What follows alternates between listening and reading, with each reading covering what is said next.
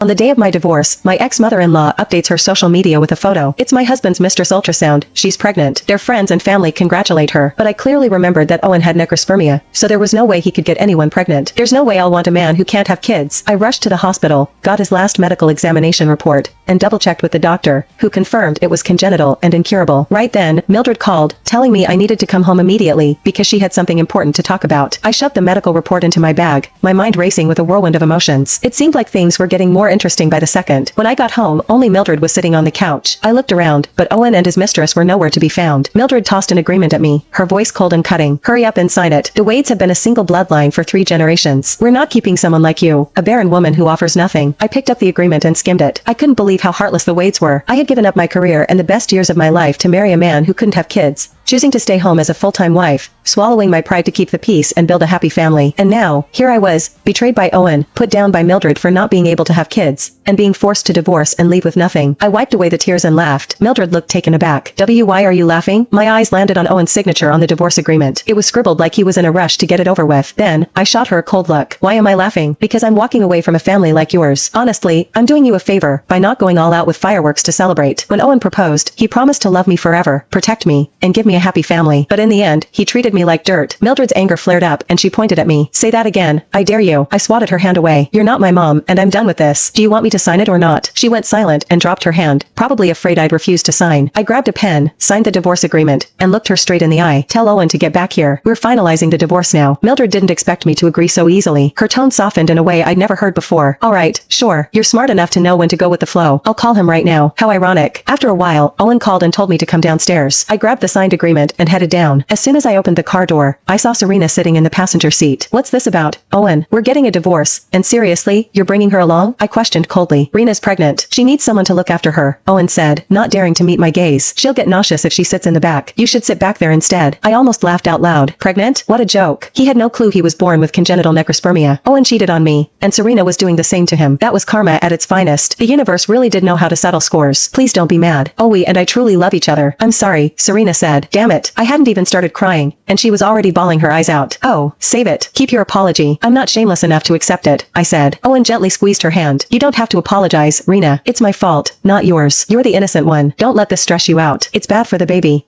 Were they seriously putting on some tragic love story act before me? How far along are you? Are you sure it's Owen's? I taunted. Serena froze for a second. Oh, of course, it's always. Just because you can't have a baby doesn't mean you can question mine. Owen frowned, glaring at me through the rearview mirror. You've struggled to get pregnant, Paige, and Mom's been desperate for a grandchild. If you're mad, take it out on me, not Rena. How could he be so shameless? He cheated on me and still tried to make me the bad guy.